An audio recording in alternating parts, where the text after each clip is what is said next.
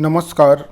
आज के इस वीडियो में हम कक्षा 12वीं विषय हिंदी के अंतर्गत पाठ 6 जिसके कवि है शमशेर बहादुर सिंह और कविता का नाम है उषा, इसी कविता के बारे में हम देखेंगे। ठीक है, कविता का नाम उषा और ये कविता संग्रह हमारा टूटी हुई बिखरी हुई इनकी कविता संग्रह से लिया गया है। नेहा तो समझ आइस नहीं।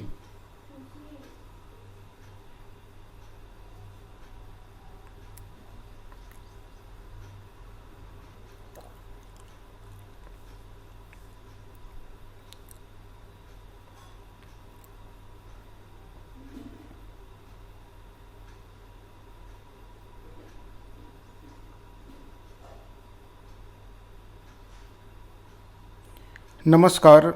आज के इस वीडियो में हम कक्षा 12वीं विषय हिंदी के अंतर्गत पाठ 6 देखेंगे, जिसमें हमारे पास पाठ का नाम है यानी कविता है हमारे पास उषा कविता, और इस कविता के कवि का नाम है शमशेर बहादुर सिंह, जो इनकी एक कविता संग्रह है जिसके कविता संग्रह का नाम है टूटी हुई बिखरी हुई। इस कविता संग्रह से उषा नामक पाठ को लिया गया है। अब हम सीधा शमशेर बहादुर सिंह जी का जीवन परिचय संक्षिप्त में देख लेते हैं। जन्म है सन 1911, 13 जनवरी सन 1911, देहरादून उत्तराखंड में इनका जन्म हुआ था। निर्धन सन 1993 अहमदाबाद उत्तर प्रदेश में। इनकी शिक्षा के बारे में देखें तो शिक्षा है इलाहाबाद विश्वविद्यालय से इन्होंने अपना शिक्षा प्राप्त किया। सम्मान एवं पुरस्कार, इनको साहित्य अकादमी पुरस्कार सन 1977, चूका भी नहीं मैं, चूका भी हूँ नहीं मैं, ये इसकी एक रचना है जिस पर इनको साहित्य अकादमी पुरस्कार मिला है। ये काव्य संग्रह है। उसके बाद है दूसरा सम्मान मिला है कबीर सम्मान, कबीर सम्मान से भी सम्मानित है। प्रसिद्धि है बिंब धर्मी कवि के रूप में इनको जाना जाता है। बिंब, इनकी कविताओं को यदि आपको समझना है तो बिंब को समझना पड़ेगा, और बिंब के लिए मैं अलग से वीडियो पहले से ही बना चुका हूँ। चलिए अपन सीधा आगे बढ़ते हैं। और हमारे पास क्या दिया है, इसमें दिया है कि हिंदी उर्दू शब्दकोश का संपादन भी किया है, यानी हिंदी और उर्दू का जो सम्मिश्रित शब्दकोश बना है इनका संपादन करने का काम किया है। तार सप्तक के कवि के रूप में भी इनको जाना जाता है। तार सप्तक 4 बार ये प्रकाशित हो चुका है, तो उनके एक प्रसिद्ध कवि के रूप में भी जाना जाता है। इनका काल है प्रयोगवाद और नई कविता, 2 कालों में इन्होंने रचना लिखा है, एक प्रयोगवाद दूसरा नई कविता।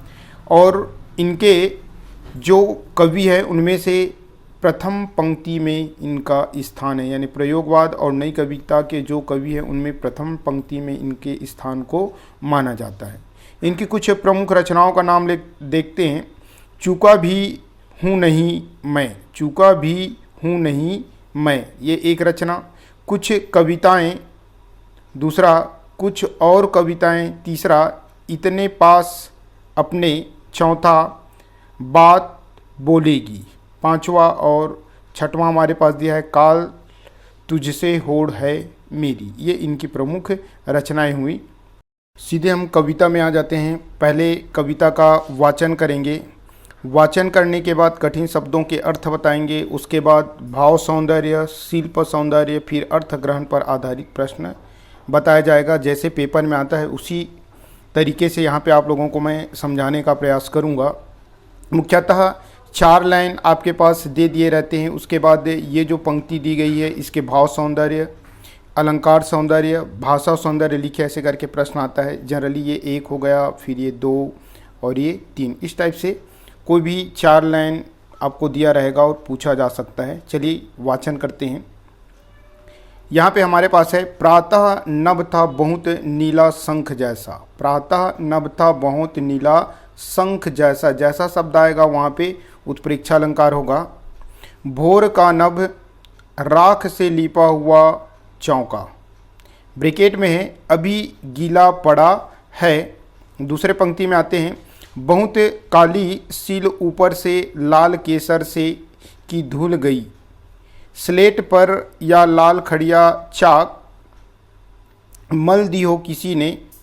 तीसरे वाले में आएंगे, नील जल में या किसी की गौर झिलमिल देह जैसे हिल रही हो, और जादू टूटता है इस उषा का, अब सूर्योदय हो रहा है। ठीक है, तो अब ये 4 पंक्ति को अलग से समझा रहा हूँ, उसके बाद फिर दूसरा वाले को, फिर तीसरा वाले को। तो चलिए यहाँ पे हमारे पास क्या हो जाएगा, सर्वप्रथम हमारे पास तो पाठ का नाम है उषा। ये उषा का अर्थ क्या होता है ये आप समझ लीजिए।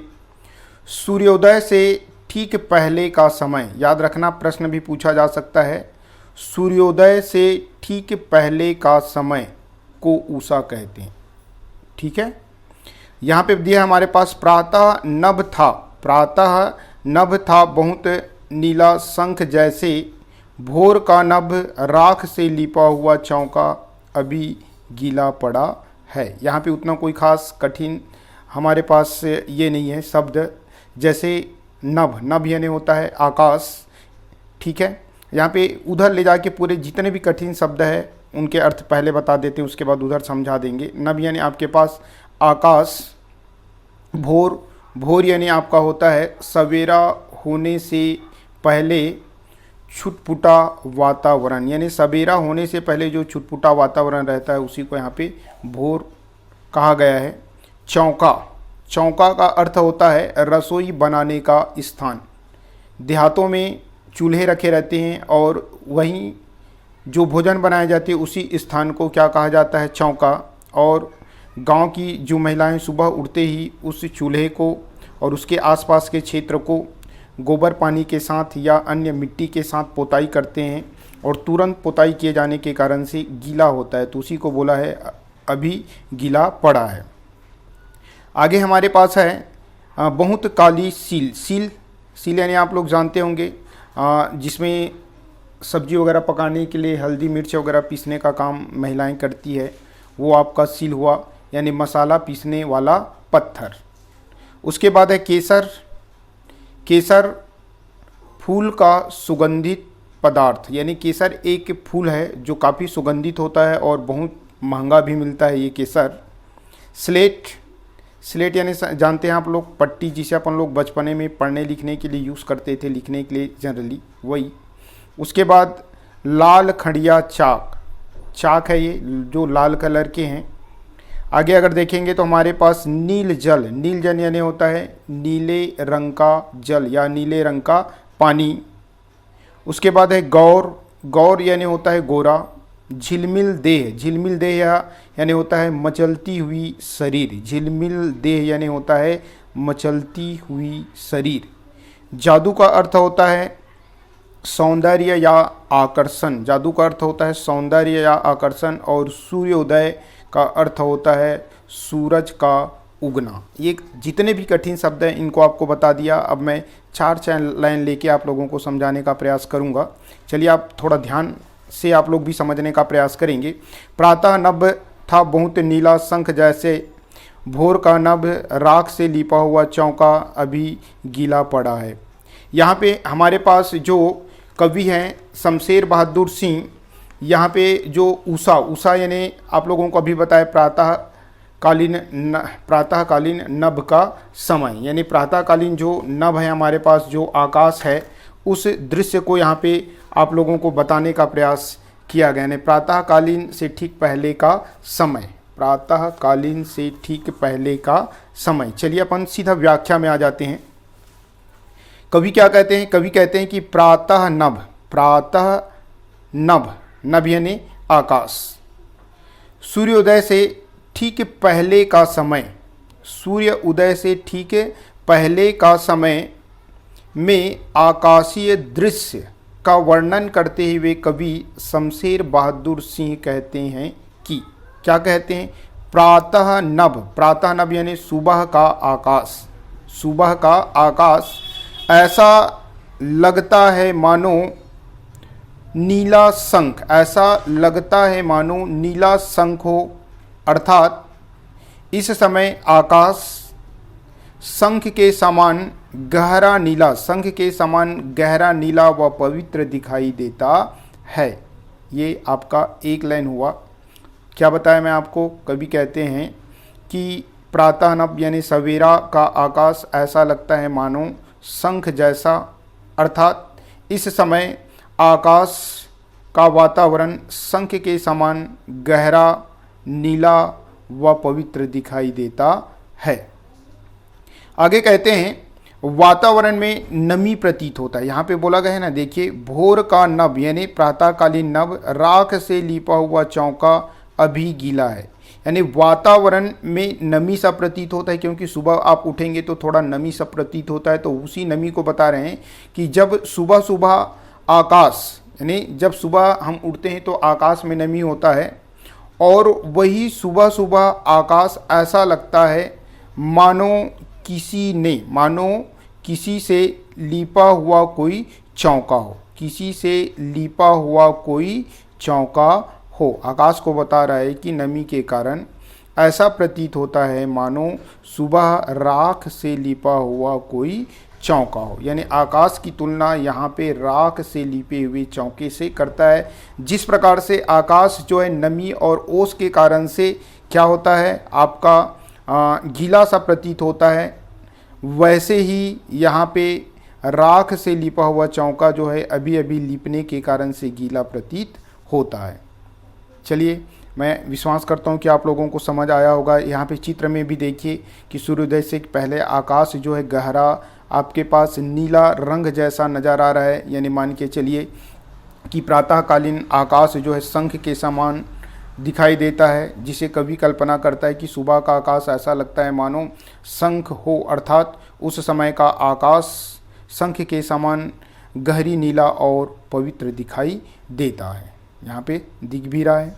उसके बाद थोड़ा चेंजेस होता है, तो वातावरण में आकाश में थोड़ा नमी और ओस होता है, और नमी और ओस होने के कारण से उस समय का आकाश ऐसा प्रतीत होता है मानो उसे जैसे राख से लिपा हुआ चौका, जैसे तुरंत ही राख से लिपा हुआ जो चौका रहता है उसमें नमी रहता है, ठीक उसी प्रकार से नमी और ओस के कारण से आकाश जो है राख से लिपा हुआ चौका के समान लगने लगता है। चलिए अपन सीधापन आ जाते हैं इससे रिलेटेड। यहाँ पे देखिए क्या क्या चीज़ों की उपमा दी गई है। प्रातःकालीन नभ, जिसे हम सुबह का आकाश भी कह सकते हैं, ये दोनों एक ही है। इसकी पहली उपमा दिया गया है नीला शंख से। याद रखना, ये भी प्रश्न बना सकता है। प्रातःकालीन नभ की तुलना किससे किया गया है? सबसे पहले किससे किया गया है? नीला शंख से। जबकि दूसरे बार किससे किया गया है? गीला चौका। गीला चौका यानी राख से लिपा हुआ जो गीला चौका है, इससे यहाँ पे प्रातःकालीन आकाश की तुलना की गई है। और प्रातःकालीन वातावरण में ओस और नमी होता है, जिसके कारण से ये उपमा जो है बहुत ही सादृश्यता के कारण से अच्छा लगता है। ठीक है, अपन आगे बढ़ते हैं। यहाँ पे देखते हैं जो कविता भी पढ़े हैं 4 लाइन का, उसका भाव सौंदर्य क्या है। भाव सौंदर्य में हमारे पास क्या है? सूर्योदय की पूर्व भोर का नभ नीला शंख जैसा लगता है। देखिए जो उपमा किया वही चीज़ यहाँ पे बता रहे हैं, यानी सूर्योदय की पूर्व भोर का नभ नीले शंख जैसा लगता है। तत्पश्चात आकाश का रंग बदलता है और वह राख से लिपा हुआ चौका लगता है। यानी दोनों जो उपमा किया है उसी को हम भाव सौंदर्य में लिखे, यानी भाव सौंदर्य एक प्रकार से मान के चलिए संक्षिप्त सारांश या प्रसंग। अब अपन आ जाते हैं शिल्प सौंदर्य, या इसी को कला सौंदर्य कहते हैं, जिसके अंतर्गत भाव, भाषा सौंदर्य, शैली, रस, छंद, अलंकार सब आता है। आप जो भी इसमें अगर इसके बारे में पूछा जाए तो किसी को भी लिख सकते हैं। उसके बाद कभी कभार क्या होता है, एक एक पूछा जाता है। पेपर में जनरली क्या आता है आप लोग देख लीजिए, एक तो पूछा जाता है भाव सौंदर्य, दूसरा पूछा जाता है आपका भाषा सौंदर्य, और तीसरा आपको जो पूछा जाता है वो है अलंकार सौंदर्य। ये तीनों में से कम 2 या 1 तो ज़रूर आते ही और आएंगे। ठीक है, चलिए आपको समझा रहा हूँ। यहाँ पे आ जाते हैं अपन।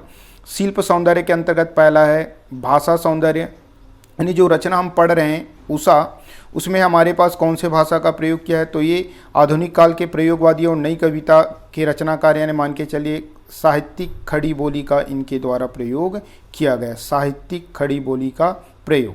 भाषा में सरल व सहज शब्दों का प्रयोग किया गया है। भाषा में सरल और सहज शब्दों का प्रयोग किया गया है। नए बिंबों, प्रतीकों और उपमानों का प्रयोग किया गया है। देखिए बिंबों का प्रयोग, अभी जो दो आप लोगों को उपमान बताया, उपमानों का प्रयोग किया है। बिंब, आपको दृश्य बिंब, वातावरण चेंज हो रहा है यानी आपको दृश्य बिंब का अनुभव होगा, साथ ही साथ गतिशील चेंज हो रहा है यानी परिवर्तित हो रहा है यानी आपके पास गतिशील बिंब। और प्रतीकों का प्रयोग यानी कवि जो सीधा सीधा ना बोल के प्रतीकों के माध्यम से बोल रहा है। उसके बाद है चित्रात्मक शैली।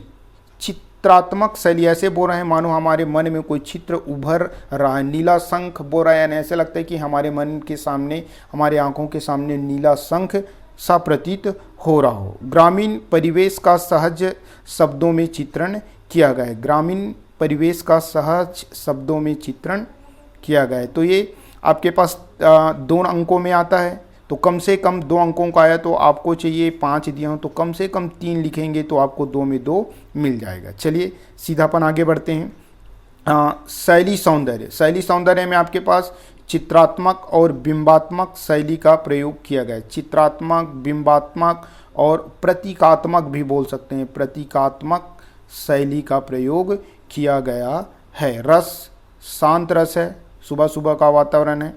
छंद, मुक्त छंद यानी किसी प्रकार से कोई छंद का प्रयोग नहीं किया गया। मुक्त छंद, स्वतंत्र छंद, स्वच्छंद छंद, कंगारू छंद, केंचुआ छंद, ये सब इसको ही बोला जाता है, जिसके प्रवर्तक कौन है? पंडित सूर्यकांत त्रिपाठी निराला जी। उसके बाद आता है अलंकार सौंदर्य। इसको आप अच्छे से समझेंगे। इसमें हमारे पास पहला कौन सा अलंकार है? उपमा अलंकार। कौन कौन सी चीज़ों में उपमा अलंकार है तो अपन देख लेते हैं। प्रातः नभ था बहुत नीला शंख जैसा, यानी यहाँ पे प्रातःकालीन नभ की तुलना नीले शंख से किया है, तो यहाँ पे उपमा अलंकार। उसके बाद है हमारे पास किसे यहाँ पे हमारे पास दिया है,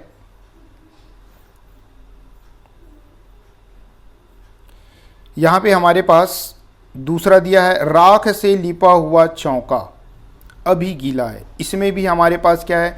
उपमा अलंकार, यानी आकाश के नभ की तुलना जो है लिपा हुआ चौका से किया है। जो ओस और नमी के कारण आकाश में जो गीलापन, नमी सा महसूस होता है वो लिपा हुआ चौके के समान है। उसके बाद है उत्प्रेक्षा अलंकार।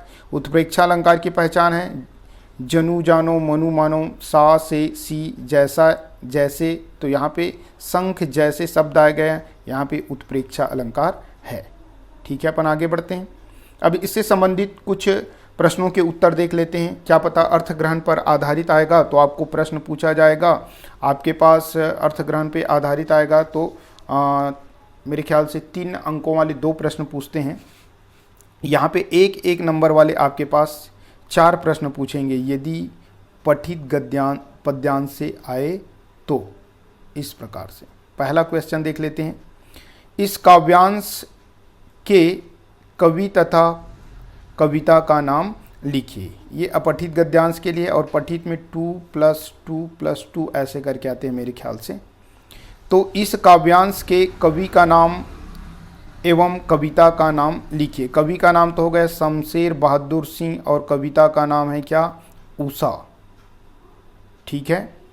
उसके बाद हमारे पास इसमें क्या है? दूसरा क्या है? उषा का क्या तात्पर्य है? देखो ये प्रश्न आ गया, यानी सूर्योदय से ठीक पहले का समय। उषा का तात्पर्य है सूर्य उदय से ठीक पहले का समय।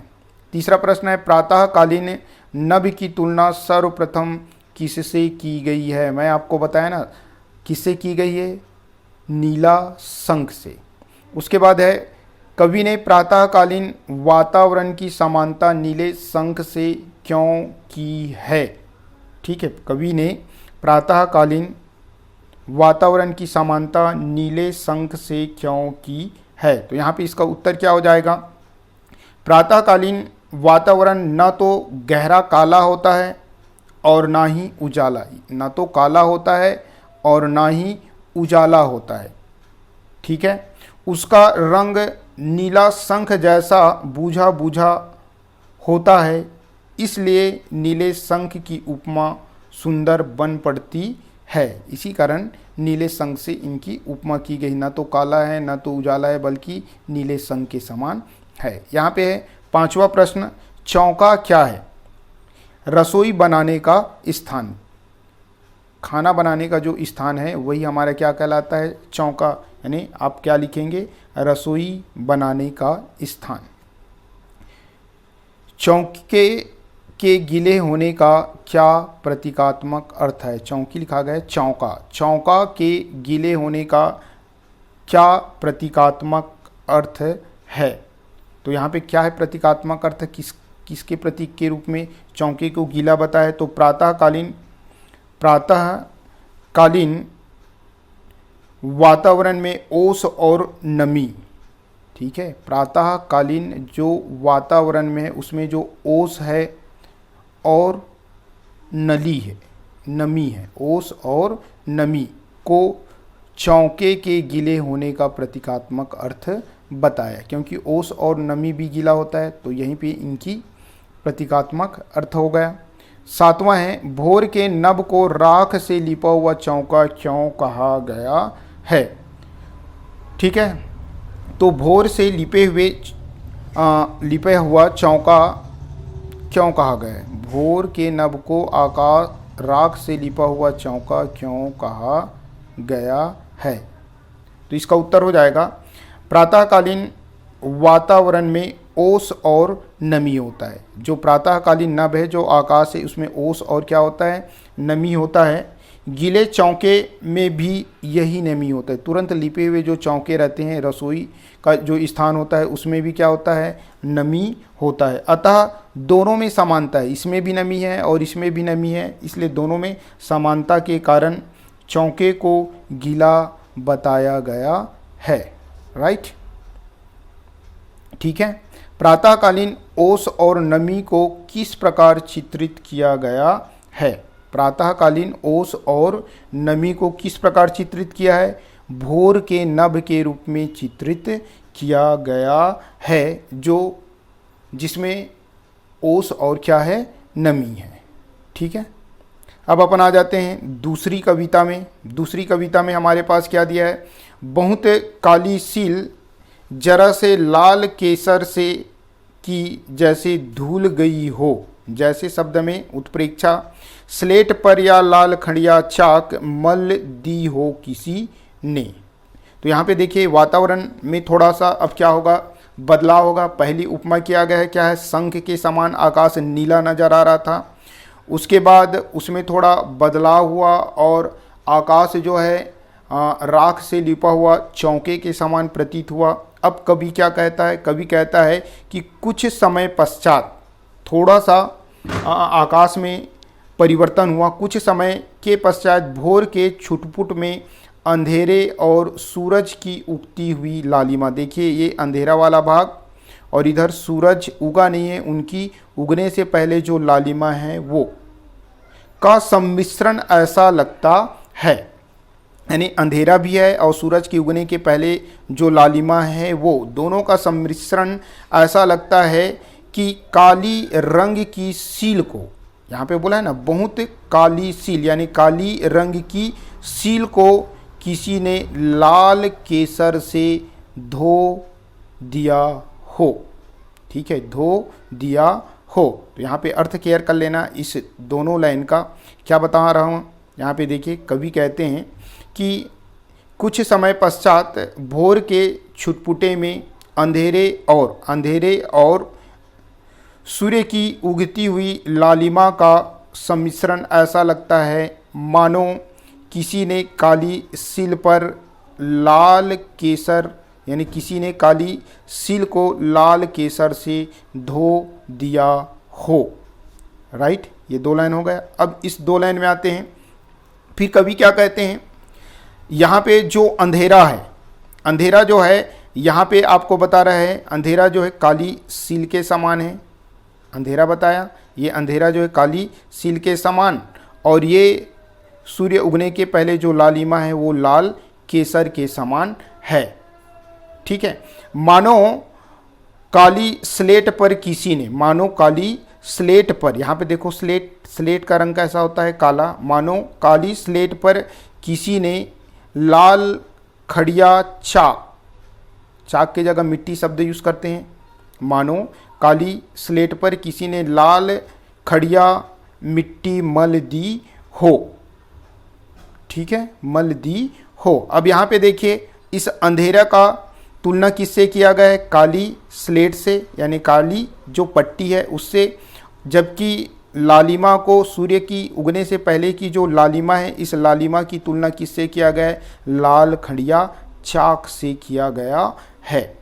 तो यहाँ पे हम बता सकते हैं कि अंधेरा काली स्लेट के समान व सूरज की लालिमा लाल खड़िया चाक के समान लगता है। ये हमारे पास इनकी व्याख्या हुआ, एकदम संक्षिप्त में जल्दी से एक बार और देख लेते हैं। यहाँ पे दो उपमा को केयर कर लो। अंधेरे की तुलना किससे किया गया है, काली सील से और काली स्लेट से। उसके बाद लालिमा की तुलना लाल केसर से और लाल खड़िया चाक से। ये दोनों को केयर करना है आप लोगों को। ठीक है, सरसरी तौर पे व्याख्या देख लेते हैं। कुछ समय पश्चात भोर के छुटपुटे में अंधेरे और सूरज की उगती हुई लालिमा का सम्मिश्रण दिखाई पड़ा, जिसे देखकर ऐसा लगता है कि काली रंग की सील पर या सील को लाल केसर से धो दिया गया हो। यहाँ पे अंधेरा काली सील तथा सूरज की उगती हुई लालिमा लाल केसर के समान लगती है। उसके बाद बोलते हैं कि मानो काली स्लेट पर किसी ने लाल खड़िया मिट्टी मल दी हो। तो यहाँ पे अंधेरे की तुलना किससे किया गया है, अंधेरे की तुलना काली स्लेट से, जबकि सूरज की जो लालिमा है उसकी तुलना लाल खड़िया चाक से की गई है।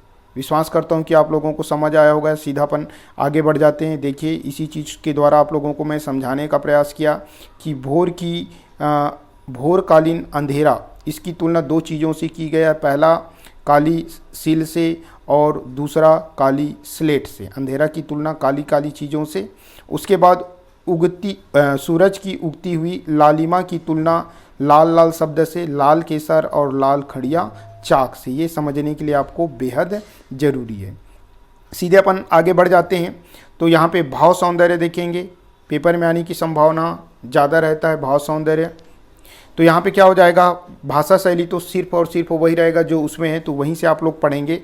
अब हम देखते हैं भाव सौंदर्य। इसके बाद जब सूर्योदय हो रहा होता है तो ऐसा लगता है कि मानो काली सील को किसी ने लाल केसर से धो दिया है, या किसी ने काली सील पर लाल खड़िया चाक मल दी हो। काली सील के बजाय यहाँ पे स्लेट शब्द यूज़ कर सकते हैं। काली स्लेट पर किसी ने लाल खड़िया चाक मल दी हो। ठीक है, यानी जो जो उपमा किए हैं उसी को हम भाव सौंदर्य के रूप में यहाँ पे लिखे हैं। अलंकार देखते हैं। उत्प्रेक्षा अलंकार जैसे शब्द रहेंगे तो हमारे पास बहुत काली सील जरा से लाल केसर से की जैसे धुल गई हो, स्लेट पर या लाल खड़िया चाक पर मल दी हो किसी ने, या शब्द के कारण। उसके बाद अनुप्रास अलंकार हमारे पास है। काली सील, अंतिम में ला वर्ण की आवृत्ति है इस कारण से। उसके बाद अपन आ जाते हैं कुछ जो प्रश्न है, इनके उत्तर यहाँ पे 4 हैं हमारे पास। भोर के लाल रंग की तुलना किस प्रकार से की गई है, यानी भोर की जो लाल रंग है, सुबह के जो नभ की लाल रंग ही है, उसकी तुलना किससे की गई है, किससे की गई है, लाल केसर से, लाल केसर से। ठीक है, यहाँ पे आपको दिखा देता हूँ, ये आपके पास हाँ लाल केसर से ही किया गया है ये वाला। ठीक, उसके बाद है हमारे पास दूसरा प्रश्न। इस काव्यांश में कवि ने किस दृश्य का चित्रण किया है। इस काव्यांश में कवि ने भोर के अंधेरे छुटपुटे वातावरण में छाने वाली सूरज की हल्की हल्की लालिमा का दृश्य चित्रित किया है। यानी भोर के वातावरण में छुटपुटे में क्या होता है, सूरज की हल्की हल्की जो लालिमा छाती है अंधेरे के बीच, उसकी तुलना यहाँ पे, उसकी चित्रण यहाँ पे किया गया है। उसके बाद देखिए प्रश्न तीसरा, लाल केसर और लाल खड़िया चाक किस दृश्य को चित्रित करता है। तो यही चित्र इसमें बोले हैं ना कि लाल लाल शब्द यानी सूरज की लालिमा है। लाल केसर लाल खड़िया चाक प्रातःकालीन सूरज उगने के पहले जो लालिमा होता है उसी दृश्य को चित्रित करती है। काली सील और काली स्लेट किस दृश्य को चित्रित करता है। तो काली सील और काली स्लेट जो है सूर्य उगने के पहले जो आकाश के जो कालेपन होते हैं यानी काले जो दृश्य होते हैं उनका चित्रण करते हैं या उसको चित्रित करते हैं। यानी भोर कालीन अंधेरे का, यहाँ पे शब्द याद रख लेना, भोर कालीन अंधेरे, अंधेरे को चित्रित करता है। सीधे अपन आ जाते हैं तीसरा वाले में। तीसरा में हमारे पास क्या हो जाएगा, पहले अपन वाचन कर लेते हैं। नील जल में या किसी की गौर झिलमिल देह जैसे, उत्प्रेक्षा अलंकार होगा, हिल रही हो में हा हा वर्ण, चलिए हा हा तो बाद में है देख सकते हैं। और जादू टूटता है इस उषा का अब सूर्योदय हो रहा है। ठीक है, तो यहाँ पे सीधा इनकी व्याख्या देख लेते हैं। यहाँ पे देखिए सूर्य अब दिखने लगता है, इस दृश्य में देखिए सूर्य निकल रहा है, दिख रहा है, और ये आकाश कैसे आपको नज़र आ रहा है, पुनः नीला। और इसी नीले आकाश की तुलना जो है नील जल यानी नीले रंग की पानी से किया है। ठीक है, तो यहाँ पे इनकी हमारे पास व्याख्या हो जाएगा। पुनः आकाश के वातावरण में कुछ परिवर्तन होता है और कुछ परिवर्तन होने के बाद वो कैसा दिखाई देता है। कुछ क्षणों के पश्चात जब आकाश में गहरा नीला छा जाता है, देखिए आकाश में क्या छा जाता है, गहरा नीला छा जाता है, और सूर्य की सफ़ेद आभा, ये देखिए सूर्य की सफ़ेद आभा दिखाई देने लगती है, तो ऐसा लगता है मानो नीले जल में, ऐसा लगता है मानो नीले जल में किसी गौर यानी होता है गोरी सुंदरी, नीले जल में किसी गोरी सुंदरी की देह यानी शरीर हिल रही हो। ठीक है, यानी आकाश रूपी नीले जल में सूर्य की चमक रूपी गौर सुंदरी की देह क्या हो रहा है, चमक रहा है, झिलमिला रहा है। आगे बोलते हैं जैसे हिल रहा हो यानी झिलमिला रहा हो। और जादू टूटता है इस उषा का अब सूर्योदय हो रहा है। आगे कवि कहते हैं कि धीमी हवा व नमी के कारण, धीमी हवा व नमी के कारण सूर्य का प्रतिबिंब जो है हिलता सा प्रतीत होता है। कुछ समय बाद जब सूर्योदय हो जाता है, कुछ समय बाद जब क्या हो जाता है, सूर्योदय हो जाता है, तो उषा का पल पल बदलता सौंदर्य, उषा का जो पल पल हर एक क्षण जो आकाश में दृश्य बदल रहा था वो दृश्य एकाएक क्या हो जाता है, समाप्त हो जाता है। ऐसा लगता है कि उषा का जादुई प्रभाव धीरे धीरे टूट रहा है यानी समाप्त हो रहा है। एक बार और सरसरी तौर पे देखते हैं कवि क्या कहते हैं। कुछ क्षणों के पश्चात जब आकाश में गहरा नीला छा जाता है और सूर्य की सफ़ेद आभा चमकती दिखाई देने लगती है, तो ऐसा लगता है मानो आकाश रूपी नीले जल में सूर्य की चमक रूपी गौर सुंदरी की देह जो है क्या हो रहा हो, झिलमिला रहा हो, चमक रहा हो। ठीक है, झिलमिलाता सा हिलता सा प्रतीत होता है। कुछ समय के बाद जब सूर्योदय होता है तो सूर्य उदय होते ही उषा यानी प्रातःकालीन जो नभ का समय, उसमें जो वातावरण में पल पल जो परिवर्तन होता है, जो सौंदर्य वहाँ पे दिखाई देता है, वो धीरे धीरे सीधा क्या हो जाता है, एकाएक समाप्त हो जाता है। ऐसा लगता है मानो उषा का जादुई प्रभाव क्या हो गया, धीरे धीरे कम हो रहा हो, यानी सूर्योदय होते ही धीरे धीरे कम हो जाता है और उनकी जादुई प्रभाव जो है क्या हो जाता है, समाप्त हो जाता है। चलिए अपन आ जाते हैं यहाँ पे जो भी हमारे पास कुछ भाव सौंदर्य पहले देख लेते हैं। चलिए यहाँ पे उपमा दी गई या तुलना की गई, उनको पहले देखो। प्रातःकालीन आकाश में गहरा नीला, ये गहरा नीला, तो इसकी तुलना किससे किया गया है, नीले जल से, यानी नीला जल से तुलना की गई है। आकाश के नीले रंग की तुलना नीला जल से किया गया है। सूरज की सफ़ेद आभा, चमकती हुई आभा गौरी सुंदरी की देह यानी शरीर से किया गया है। इसी के आधार पर आपको समझाया। भाव सौंदर्य देख लेते हैं।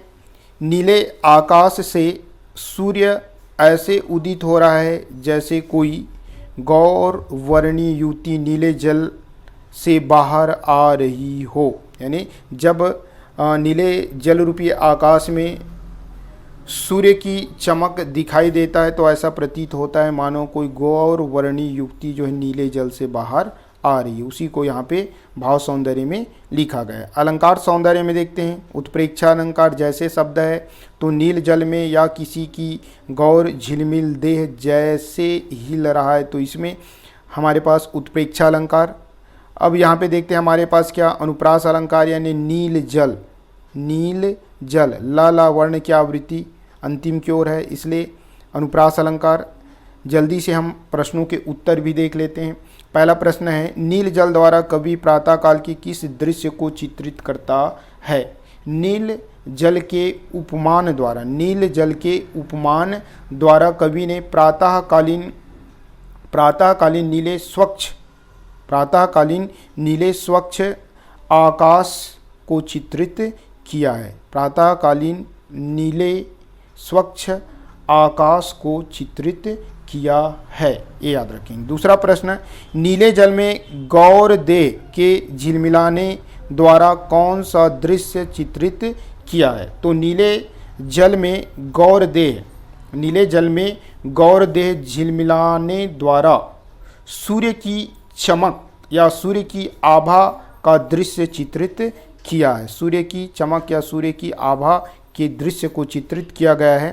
प्रश्न तीसरा है हमारे पास, गोरी देह के झिलमिलाने की समानता की किस दृश्य से की गई है। यहाँ पे अभी तुरंत ही बताया कि गोरी देह की जो झिलमिलाने की समानता जो सूर्य की चमकते हुए जो आभा है, सूर्य की जो चमक है उससे किया गया है। यानी ये दोनों प्रश्न के उत्तर लगभग सेम। उषा का जादू क्या है और क्यों टूट रहा है। यहाँ पे पूछा है उषा का जादू अर्थात प्रातःकालीन नभ में नित्य बदलते रंग और रूप। प्रातःकालीन नभ में नित्य प्रति यानी हर एक पल बदलते हुए रंग और रूप को उषा का जादू कहा है। क्यों टूट रहा है। सूर्य उदय होते ही वह जादू जो है धीरे धीरे समाप्त हो, क्योंकि सूर्योदय होते ही आकाश के जो रंग बदल रहे हैं वो रंग बदलना धीरे धीरे बंद हो जाता है, इसलिए सूर्योदय के पश्चात उषा का जादू जो है टूट रहा है।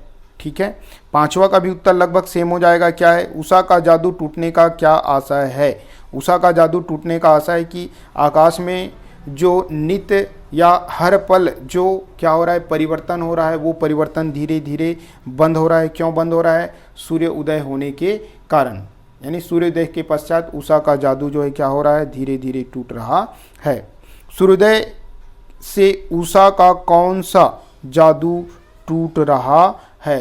सूर्योदय से उषा का कौन सा जादू टूट रहा है। तो सूर्योदय से प्रातःकालीन नभ का रंग बदलना बंद हो रहा है। प्रातःकालीन नभ यानी आकाश का रंग बदलना बंद हो रहा है, इसलिए सूर्योदय के पश्चात उषा का जादू टूट रहा है। सूर्योदय के पश्चात उषा का जादू क्या हो रहा है, टूट रहा है। ठीक है, अब अपन आ जाते हैं इसके भाव सौंदर्य में। भाव सौंदर्य में आपके पास क्या देखना है, भाव सौंदर्य में ये पहला का, ये दूसरा का और तीसरा का। मान लीजिए पूरे कविता के बारे में पूछा जाए तो ये सबको लिखना है जिनको मैं आप लोगों को समझा दिया हूँ। सीधा आगे बढ़ जाते हैं।